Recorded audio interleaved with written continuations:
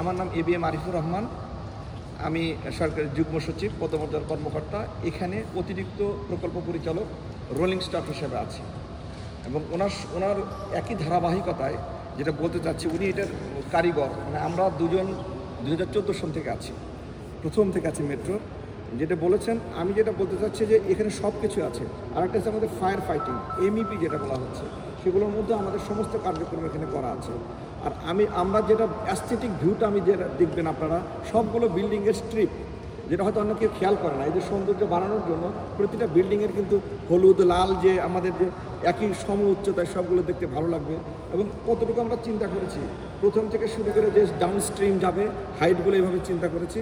এবং আমাদের যে ওয়ার্কশপটা আছে, সেই ওয়ার্কশপ স্ট্যাবলিং শেড যেটা দেখতে পাচ্ছেন আমাদের ওই সাইড আছে। স্ট্যাবলিং শেড মানে গাড়িগুলো সারাদিন কাজ করে আসার পরে অটোমেটিক ওয়াশ প্ল্যান্ট দিয়ে ঢুকে আমরা দেখতে পাবো স্ট্যাবলিং শেডে থাকবে। ওখানে মোট 18টা লাইন আছে। 18টা লাইনে প্রতিটি লাইনের ধারণ ক্ষমতা 2টি করে ট্রেন, সেই হিসেবে 36টা ট্রেন আমাদের স্ট্যাবলিং শেডে থাকতে পারবে। সাথে পাশে আরেকটা আমাদের এক্সট্রা লাইন আছে, লাইন নম্বর 19, সেটি আমাদের বিভিন্ন মেকানিক্যালের যে এফ্লুয়েন্টগুলো বের করে সেটা। আর পার্শ্ববর্তী যে ওয়ার্কশপটা আছে আমরা দেখতে পাচ্ছি, এই ওয়ার্কশপের মধ্যে আমাদের 2 ধরনের লাইন, ইন্সপেকশন বে লাইন, যেখানে আমরা রেগুলার কাজ করব এবং এগুলো আলাদা।